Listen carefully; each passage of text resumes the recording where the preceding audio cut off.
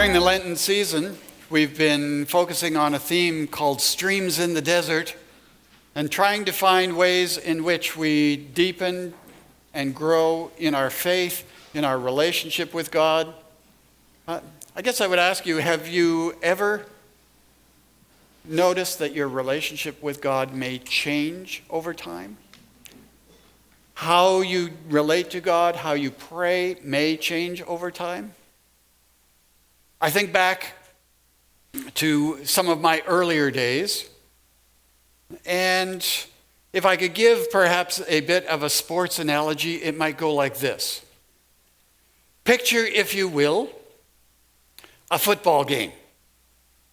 And we've got a coach and we've got a star player. So, one of us is God and one of us is me.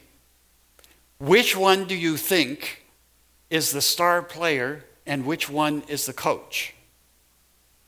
Well, I'll tell you, in my fantasy, I'm the coach. It is the last game. We're down by 2 points. It's in the fourth quarter. As coach, I call a timeout and I bring my star player, God, over for a little conversation. Our conversation goes a little something like this. Okay, God, I really need you to have your head in this game. I know you got lots of things on your mind right now, but what I really need is for you to focus and really pay attention here.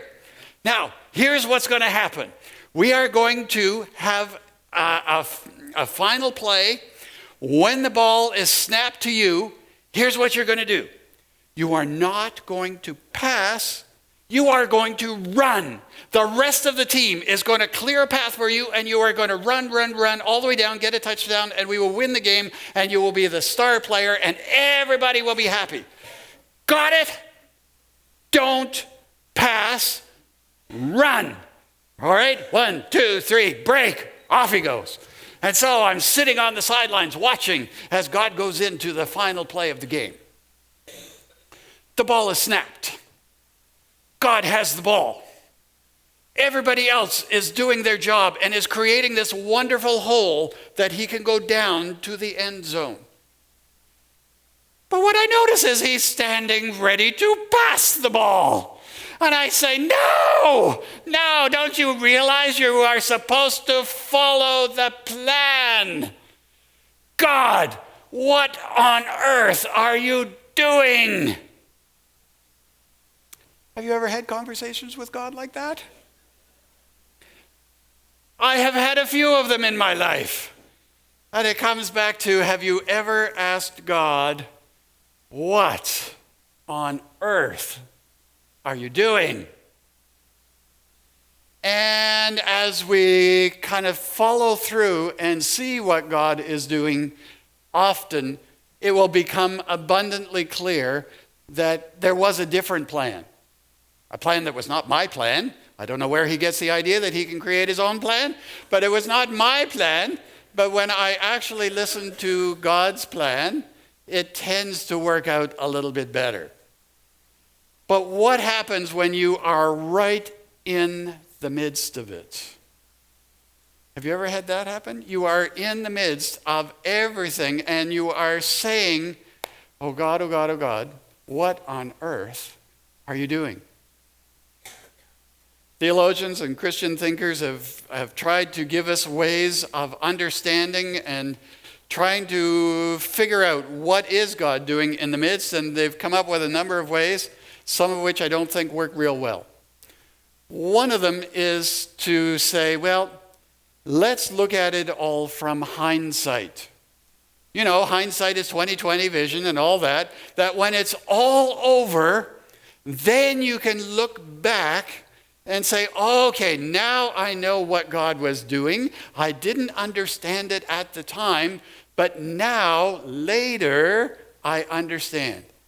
Well, that is a good plan, except when you are right in the thick of it. When you are in the middle and wondering what on earth is God doing, we don't have hindsight at that time. So I would want for something a little bit better. Or there is another thing that says, well, the end justifies the means. And as long as good comes out of it in the end, then it's okay that some people get damaged in the process. In other words, you can't make an omelet unless you break a few eggs. Well, what that says is sometimes we are the eggs that get broken. And we say, oh God, oh God, oh God, where are you in the midst of all this? And those people would look at us and would say, well, you are helping to serve the greater good. And as long as the greater good is coming, then it is understandable that some people will be damaged along the way. I don't really like that one either. Yes, there are times when, as we go through life, there will be injury that will occur. But I, again, want to have something that happens right in the midst of it. I think it is at times like this that our Jewish brothers and sisters have a word for us to help us see God right in the right here, the right now. Some years back, I was very privileged to be able to attend a Seder dinner to which Christians were invited. I don't know if you know of the Seder dinner, the Passover, just before the Passover, where they all gather together.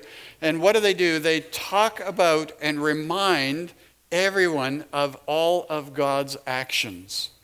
And in the midst of that, there is a song or a liturgy that is referred to as the Dayenu. Now, what the Dayenu does, the first time I heard it, I was absolutely stunned by it. And I thought, this is powerful. What the Dayenu does is it goes through all of what God did, piece by piece, and says, if God had only done this much, that would have been enough. And God went on and did a little bit more. And even if he had stopped there, that would have been enough. But he went on even farther. And even that would have been enough. It was trying to help the people of the day be able to realize that in every single step of the journey, God is present. And that each piece is complete in and of itself. And so I'm going to invite you to join with me, and we are going to use the Jewish Dayenu. So I'm going to read some statements, and then after each one, you are going to reply, Dayenu, it would have sufficed. If God had only done that, it would have been enough. But God did more. So, if you will join me. If he had brought us out of Egypt and had not carried out judgment against them, Dayenu, it would have sufficed. If he had carried out judgments against them and not against their idols, Dayenu, it would have sufficed. If he had destroyed their idols and had not smitten their firstborn, Dayenu, it would have sufficed.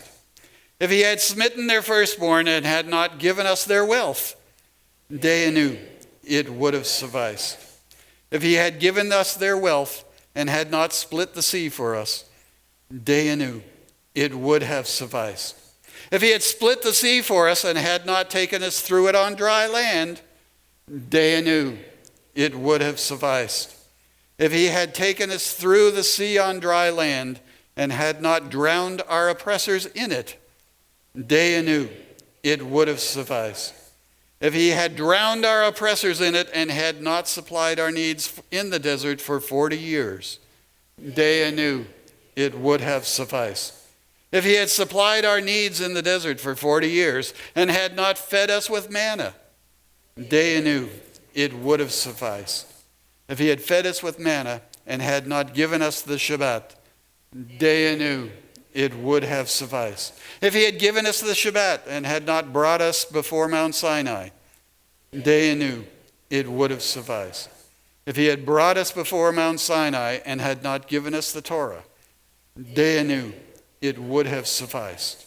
If he had given us the Torah and had not brought us into the land of Israel, Dayenu, it would have sufficed.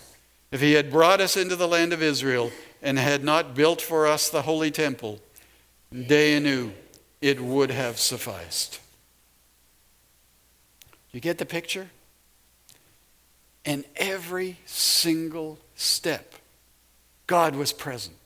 God was active. And every single step would have been enough. But God went even farther than that. On this Palm Sunday, as the disciples and other people around who had been following Jesus saw him enter into Jerusalem, they had a set of expectations. They had the game plan that they were calling out and saying, okay, Jesus, here's what you got to do. Here's the play. In their mind, Jesus was the new sheriff that was riding into Dodge. And he was going to clean up all the corruption in Dodge, and he was going to set up a new rule. And they said, okay, Jesus, go for it.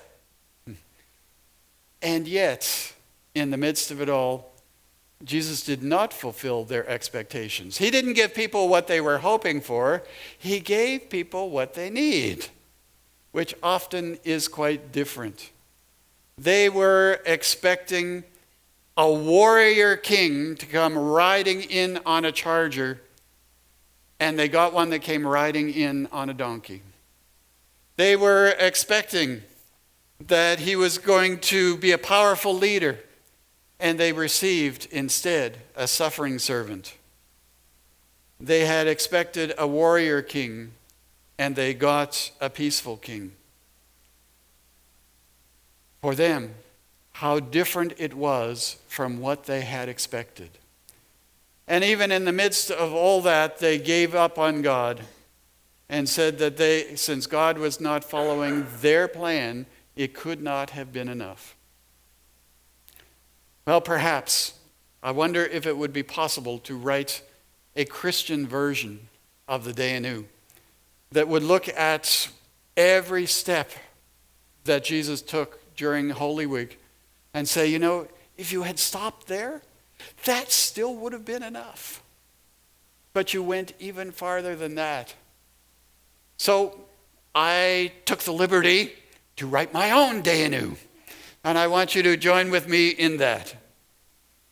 And so, if he had cleared the temple and had not taught about the true worship of God, Dayenu, it would have sufficed. If he had taught about the true worship of God and had not met with his disciples in the upper room, Dayenu, it would have sufficed. If he had met with his disciples in the upper room and had not given us the Eucharist, Dayenu, it would have sufficed. If he had given us the Eucharist and had not gone to the Garden of Gethsemane to pray, Dayenu, it would have sufficed. If he had gone to the Garden of Gethsemane to pray and had not been arrested by the soldiers, Dayenu, it would have sufficed. If he had been arrested by the soldiers and not been brought before Pilate, Dayenu, it would have sufficed. If he had been brought before Pilate and had not been sent to the cross, Dayenu, it would have sufficed. If he had been sent to the cross and not been raised from the dead, Dayenu, it would have sufficed. It is our task to try to see God in each step of the journey, even though there are days when it is puzzling and difficult. I have a poem that I put on my wall in my office, and my poem reads like this. I didn't write it. I was regretting the past and fearing the future. Suddenly my Lord was speaking. My name is I Am. He paused. I waited. He continued, when you live in the past with its mistakes and regrets, it is hard. I am not there. My name is not I was. When you live in the future with its problems and fears, it's hard. I am not there. My name is not I will be. When you live in this moment, it's not hard. I am here. My name is I am. As we journey through Holy Week, as we journey through all of the concerns and cares that we have in the world around us, of wars and rumors of wars and remembrances of wars, as we think of people who are near and dear to us who are ill, may we remember, when you are in the moment, it is not hard.